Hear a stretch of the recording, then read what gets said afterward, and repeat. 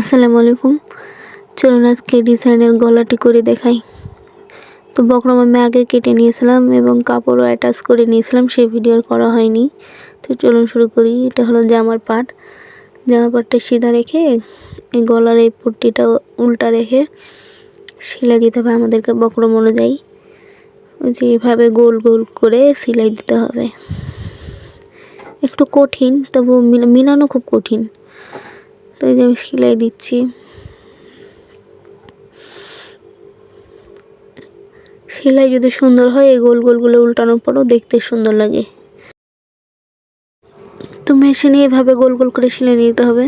তো আমি স্পিড বাড়িয়ে দিচ্ছি। সময় লাগে, ভিডিওতে যত দেখা যায় যে স্পিডে করা হয়, সেভাবে আসলে করা হয় না, অনেক সময়ের ব্যাপারে সব।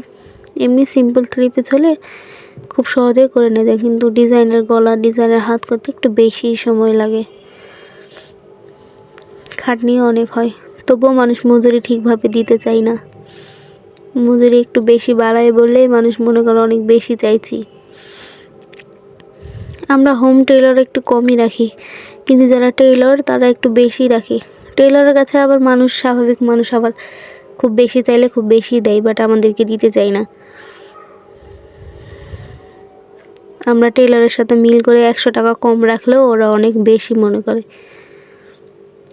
আসলে বাঙালি মানুষ খাটনির মূল্য দিতে জানে না। তবু আলহামদুলিল্লাহ যা পাই অনেক ভালো। কিছু কিছু মানুষ আছে আবার অনেক ভালো, যা চাই তাই দেয়, তারা মূল্য বুঝে, তারা বুঝে কতটা কষ্ট হয়। তো যাই হোক, এসব কথা না বলি। এ তো সেলাই দেওয়া হয়ে গেছে আমাদের কমপ্লিট। এখন এই সাইডে অল্প একটু কাপড় রেখে কেটে দেব। কাটাও হয়ে গেছে, যে কাটার পরে এভাবে উল্টাই নিলেই সুবিধা হয়। আমি অফ ক্যামেরায় এখন করে নিব এটা। এই যে করে নেওয়া হয়ে গেছে, আয়রন করেও দেখিয়ে দিয়েছি। যারা মনে করে ওই গলাতে বেশি ফাঁকা থেকে গেল, তারা হলো কাপড় দিয়ে নিতে পারে, কাপড় দিলেও ভালো।